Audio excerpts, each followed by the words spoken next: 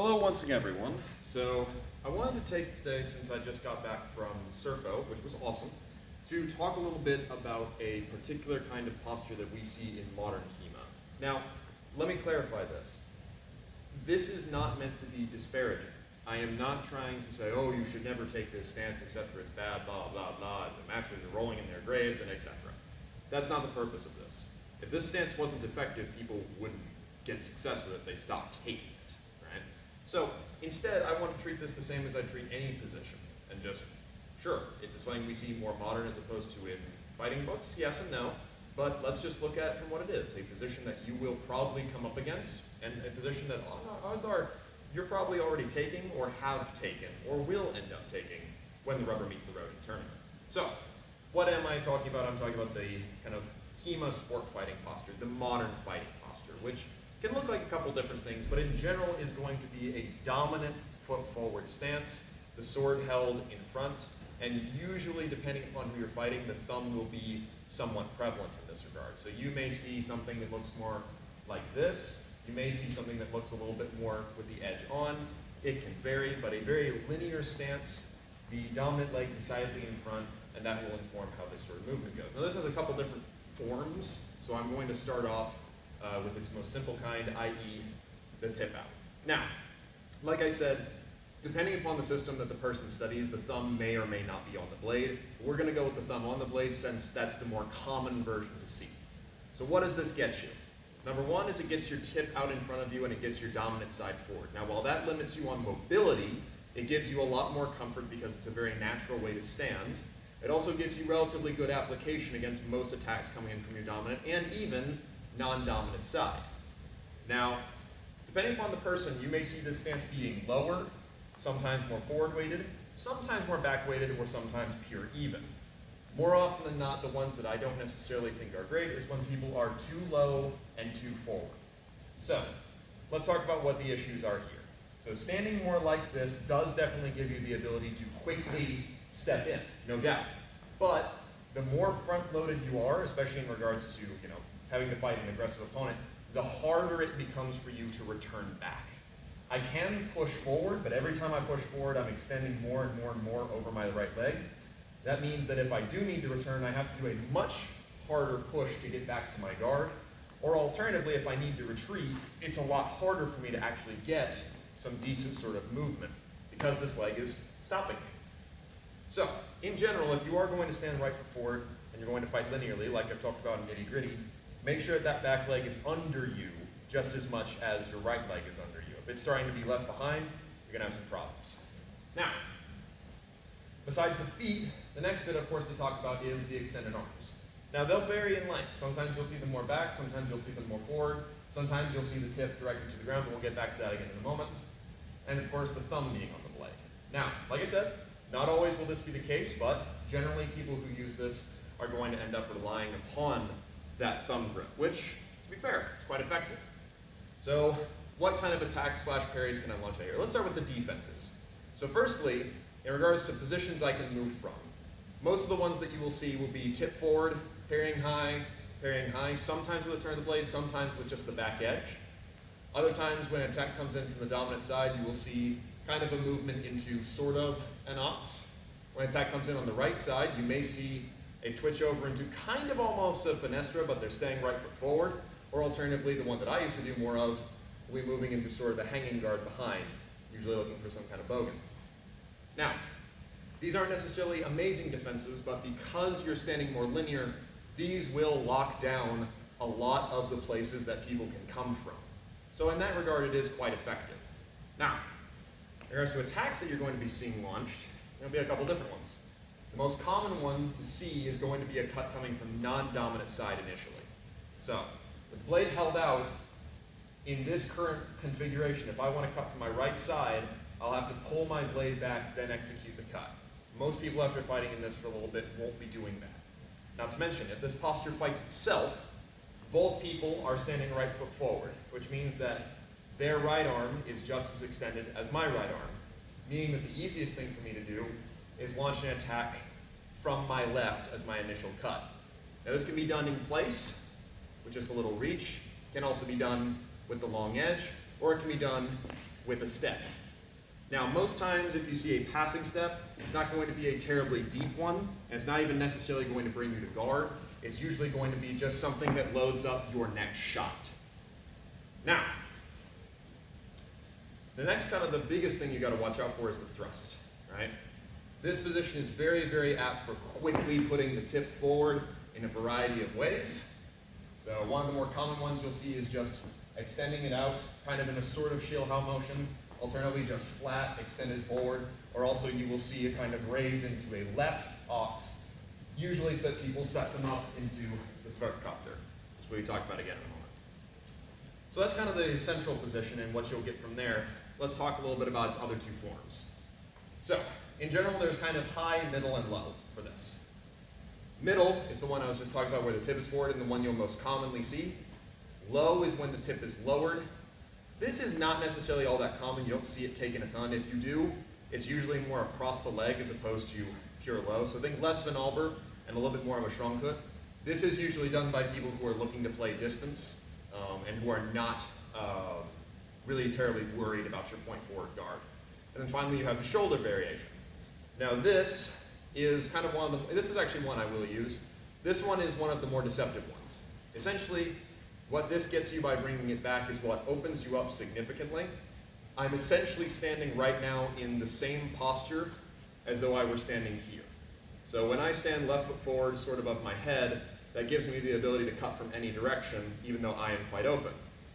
This does essentially the same thing, but it's a little more optimized to middle lateral game. So, the first attack that you're going to see commonly launched out of here will be utilizing a simple block, usually the hands coming out and across, sometimes with the flat, sometimes with the edge, and some people have gotten very good at popping Schillhaus or short edge cuts out of their shoulder. They'll usually be followed then by executing a high cross hand Zwerch down onto either your ribs or your upper head. From there, they may or may not step. Sometimes there'll be a slight step. There'll be a hard transition over as you drop into the next portion of the Zwerchkopter. So that combination of kind of middle across is one that you'll see a lot of when it comes to people fighting with this posture, so I'll show it from the side. So attack comes in, high, across. Do I necessarily think it's terribly effective? Yeah, if you walk into that, you're going to get cracked. And because their guard remains so high and there's usually a level change, it can be very, very difficult to get out of it, with the exception of if you scamper out of distance. Now, another thing that you'll commonly see out here is one that I've actually talked about on the channel before. When I talked about longsword thrust, you should know, it's the snap thrust. So, in essence, if I know that someone is not going to attack first, but their tip is out in front of me, just like I talked about with kind of the proto-Schillhau, you will also see, if they see an opportunity wherein, for example, let's say you're standing in the same posture, you go from here to here, or here to here. That tempo of lowering or raising the sword is the opportunity for them to launch forward their attack. Now, what will this attack look like? Usually it's going to be a push with the thumb on the back of the blade, which allows the tip to go out very, very quickly. Once the tip is out there, it will be followed then by the back foot or a lunge. So it can be out here, or it can be up here. Either way, because that thumb is behind it, kind of the same way the thumb can be behind it here, it's going to snap forward very, very quickly. You'll also find, sort of like a Prellhau, if the sword does make contact, usually with this portion of your edge or sometimes the crossguard, it can curve over. And that means that the tip can get in very, very deeply and stick you behind your guard. It's a very interesting thrust, and it has some credence to it, because it doesn't really require a whole lot behind it to make it deadly. But it is one that you will be seeing. Now, let's talk a little bit about combinations. So, one of the more common combinations that you will see is the Bogan fight, right?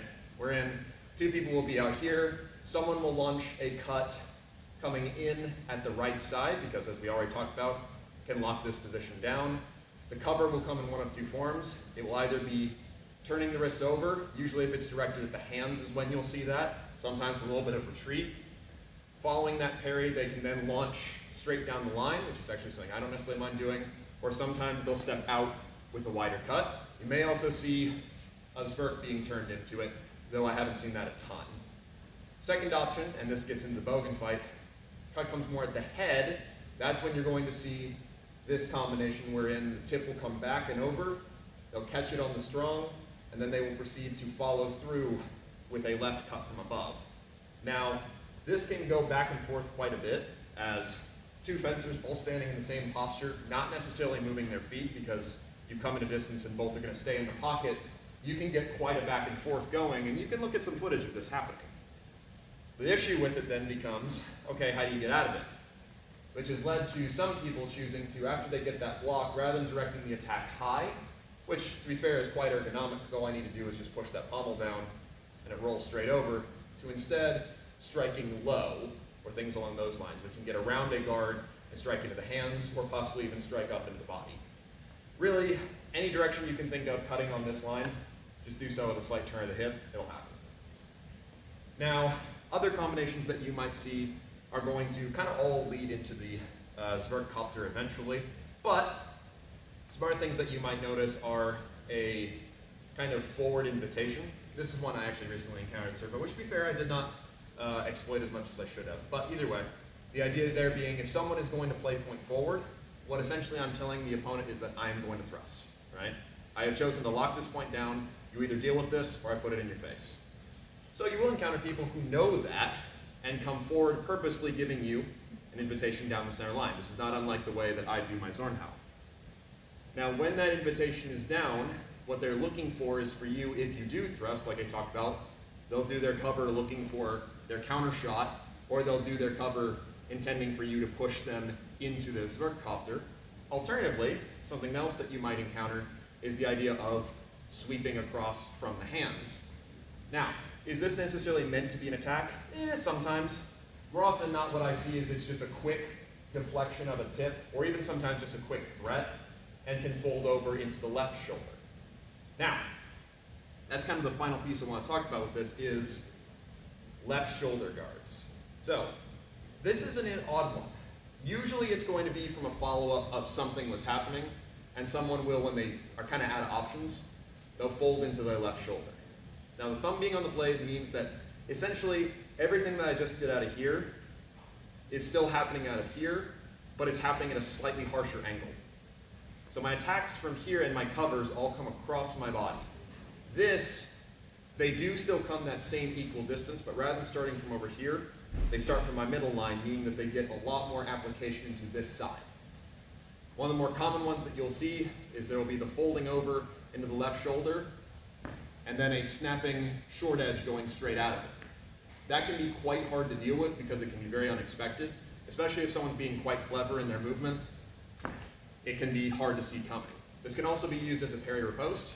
So someone from here can parry, then chop down. Another option that you'll see out of here is if you threaten this, they'll instead go for your exposed hands with a quick turn, or even sometimes they'll pass up with it. But that's kind of the basic attacks you'll see out of this posture. Now, I'm not saying that this is all of them, and certainly you'll find that there are some other things you can do out of it, but in general, these are the most common things that I see when it comes to the HEMA sport fighting posture, right? Right leg forward, tip presented, tip low, sometimes tip low, at the shoulder, at the left shoulder, and what general actions you can do out of it. Now, does this have any historical precedent? Because obviously, a lot of people who watch my channel do enjoy trying to, really be like the sources, which is great, right? Yes, it does, right? Number one, if it wasn't effective, people wouldn't use this, right? It will generally give you a good fundamental way of fighting. By being my dominant side forward, that means I can cover a lot of things, right? By having these deceptive attacks that use both edges, it should be noted, that gives me a lot of opportunity to target multiple different things. As long as you've got an active back leg, you can do either lunge recoveries or even passing steps to move immediately back off of them. Now, you will see some sources that do use this kind of idea. Body, for example, does a lot kind of off of a sort of lunge. Some of the Bolognese will be a bit, at least for like Morozzo, etc., will be a bit more kind of, not exactly pure dominant leg forward, but contra hand forward. And there can be also the idea of just fighting more extended in general. These are all things you will encounter historically, and I think this posture uses that principle, as well as the idea of using loaded principles, right? Moving into positions that tighten this to your body and then exploiting the spring that you get. It's just usually the spring isn't from the hips, the spring is from that thumb grip and the pommel manipulation. But either way, I think it's still a decent posture. And like I said, whether or not you choose to use it, you're gonna have to fight it. So you should be aware of it. And as well as a good training game for not only yourself but others in your school, you may want to learn how to fight out of it, so that way you can accurately simulate something that you will encounter. Either way though, hopefully that's useful or at the very least interesting.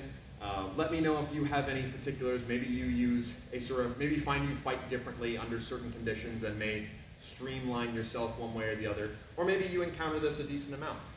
Either way though, thank you very, very much for watching, and we'll go over some other techniques another time.